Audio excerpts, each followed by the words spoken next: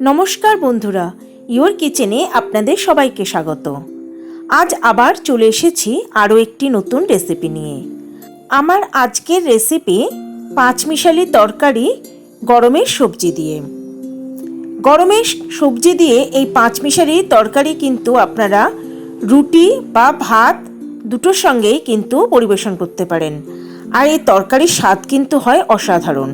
তাহলে দেখে নেওয়া যাক আমার আজকের রেসিপি পাঁচমিশালি তরকারি গরমের সবজি দিয়ে কিভাবে বানাতে হয়। আমি নিয়েছি কিছু সবজি। নিয়েছি সজনে ডাঁটা, কুমড়ো, বেগুন, নিয়েছি আলু, নিয়েছি বরবটি, নিয়েছি পটল, নিয়েছি কয়েকটা ডালের বড়ি, এখানে 10 থেকে 15টা ডালের বড়ি আছে, আর নিয়েছি টমেটো। সমস্ত সবজি ভালো করে ধুয়ে পরিষ্কার করে নিয়েছি। একটা প্যানে দিয়ে দিলাম সামান্য পরিমাণে আগে সর্ষের তেল। এবার এই তেল গরম হতেই এর মধ্যে দিয়ে দিলাম ডালের বড়িগুলো।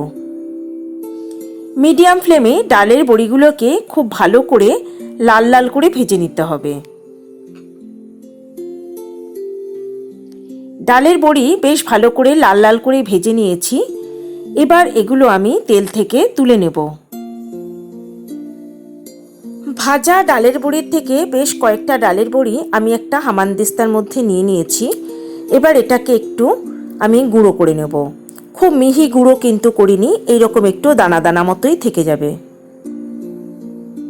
এবার প্যানের মধ্যে দিয়ে দেব পরিমাণ মতো সর্ষের তেল। তেলটাকে একটু গরম করে নিয়েছি। এবার এর মধ্যে দিয়ে দেব একটা শুকনো লঙ্কা, আর দিয়ে দেব 5 ফোড়ন 1 চামচ। এবার এই শুকনো লঙ্কা আর 5 ফোড়নটাকে তেলের মধ্যে ভেজে নেব। এই সময় গ্যাসের ফ্লেম রেখেছি আমি মিডিয়ামে। ফোড়ন থেকে সুন্দর গন্ধ বেরোতে শুরু করলেই এর মধ্যে দিয়ে দেব এইরকম আদা আর কাঁচা লঙ্কা আমি এইভাবে বেটে রেখেছি।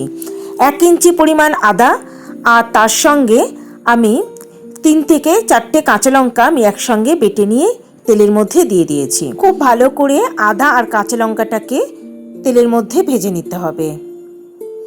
বেশ মিনিট 2 ভেজে নেওয়ার পর এর মধ্যে আমি দিয়ে দেব কেটে রাখা সমস্ত সবজি। তবে এই সময় আমি টমেটো কিন্তু দিইনি। এবার এর মধ্যে দিয়ে দেব 1 চামচ পরিমাণে নুন। এবার খুব ভালো করে সবজিগুলোকে ভেজে নিতে হবে। এই সময় আমি গ্যাসের ফ্লেম রেখেছি একদম হাইতে। প্রায় 6-7 মিনিট ধরে সবজিগুলোকে হাই ফ্লেমে ভালো করে ভেজে নিয়েছি। এবার এর মধ্যে দিয়ে দেব জিরে গুঁড়ো, দেব হলুদ গুঁড়ো, দিয়ে দেব সামান্য কাশ্মীরি লঙ্কার গুঁড়ো, দেব কেটে রাখা টমেটো, দিয়ে দেব পরিমাণ মতো চিনি, দিয়ে দেব 1 চামচ পরিমাণ নুন। এবার এই সমস্ত কিছু দিয়ে সবজিগুলোকে খুব ভালো করে কষিয়ে নিতে হবে। আর এই সময় গ্যাসের ফ্লেম রেখেছি আমি একদম লোতে। যেহেতু এটা নিরামিষ তরকারি, তাই জন্য এর মধ্যে চিনিটাও অবশ্যই দিতে হবে। চিনি দিলে এই সবজির স্বাদ কিন্তু অনেক বেড়ে যায়, তাই চিনিটা আপনারা স্কিপ করবেন না। আর নুন, ঝাল আর মিষ্টির পরিমাণটা আপনারা আপনাদের নিজস্ব স্বাদ অনুযায়ী দেবেন। খুব ভালো করে সমস্ত সবজিকে আমি কষিয়ে নিয়েছি। এবার এর থেকে কিন্তু একটা খুব সুন্দর গন্ধ বের হতে শুরু করেছে। এইবার যে মিক্সার গ্রাইন্ডারের মধ্যে আমি আদা আর কাঁচা লঙ্কা বেটেছিলাম সেটা ধুয়েই দিয়ে দিলাম এর মধ্যে কিছু পরিমাণ জল। খুব বেশি জল কিন্তু এর মধ্যে দেব না, কারণ সবজি থেকেও কিন্তু বেশ কিছুটা জল বেরোবে। এবার এর মধ্যে দিয়ে দিলাম ভেজে রাখা ডালের বড়ি। এবার ভালো করে নেড়ে সমস্ত কিছুকে মিশিয়ে দিয়ে তারপর এটাকে ঢাকা দিয়ে লো ফ্লেমে আমি 10 থেকে 15 মিনিট মতো রান্না হতে দেব। ফিরে এলাম প্রায় 10-15 মিনিট পর। ঢাকা খুলে দিয়েছি। এবার খুব ভালো করে সমস্ত কিছুকে একবার নেড়ে দেব। আমার সকল দর্শক বন্ধুর কাছে একান্ত অনুরোধ রইল আমার চ্যানেলটা সাবস্ক্রাইব করার ও পাশে থাকা বেল আইকনটা প্রেস করার। এবার সবশেষে এর মধ্যে দিয়ে দেব ডালের বড়ির গুঁড়োগুলো।